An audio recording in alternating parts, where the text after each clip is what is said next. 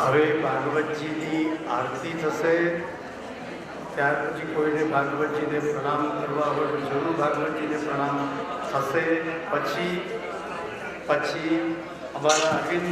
પછી અમારા અરવિંદભાઈને ત્યાં ભાગવતજી રૂમ પર પધારશે અને ત્યાર પછી આપ બધા ભાગવતજીનો પ્રસાદ ગ્રહણ કરશો અને ત્યાર પછી આ યાત્રા આપણી પૂર્ણ થશે. અને અમારા અરવિંદભાઈ પટેલ જે કથાના મુખ્ય મનોરથી છે, એમને ભાવ છે કે ભરતભાઈએ આવો સરસ લાભ આપ્યો છે, નથી દિવસ જોયો રાત જોયો, આટલી બધી મહેનત કરી છે, એમને બીજું તો શું, પણ અરવિંદભાઈના પરિવાર તરફથી આ શાલ ઉડાડી અને ભરતભાઈનું સન્માન કરવામાં આવે છે.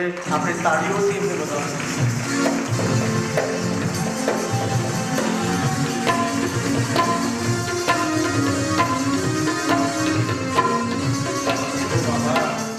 તમારે જેને પણ ભરતભાઈનું સન્માન કરવું હોય, તમારે જેને બી ભરતભાઈનું સન્માન કરવું હોય, ભરતભાઈ અહીં ખુરશી પર બેઠેલા હશે, આપ જરૂર તેમનું સન્માન કરી શકશો.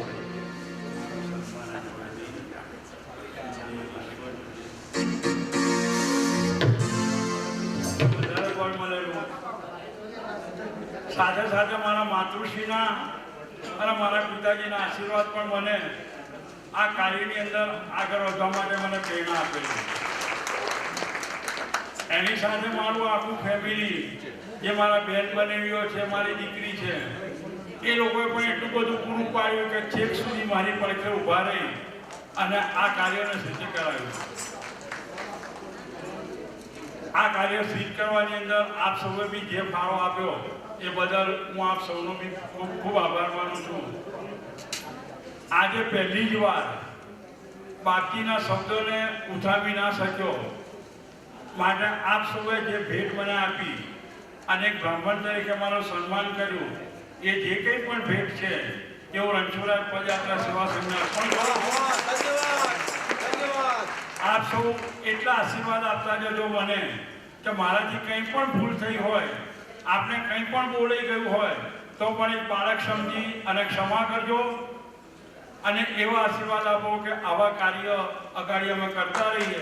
તો આપ સૌને મારી જય શ્રી કૃષ્ણ.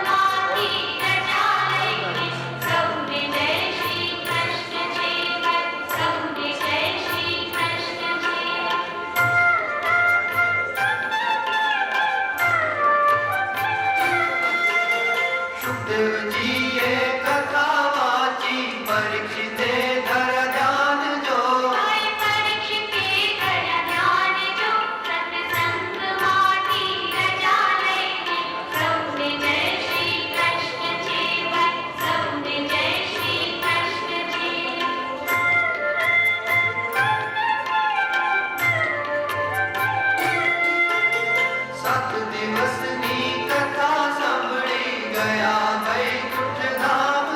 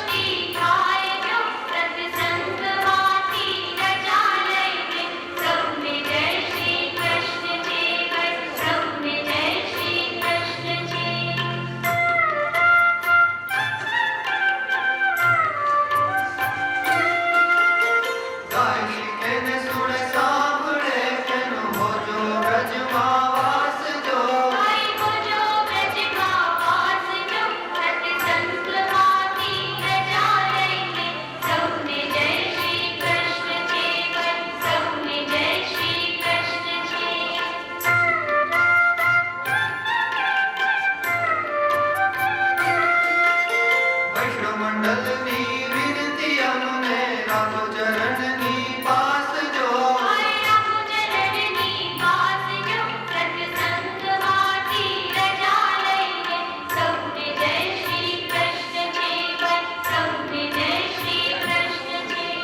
ચાલો રે જઈએ સત્સંગમાં સત્સંગ મોટું ધામ છે સત્સંગ મોટું ધામ છે સત્સંગમાંથી રજા લઈને સૌને જય શ્રી કૃષ્ણ છે ભાઈ સૌને જય શ્રી કૃષ્ણ છે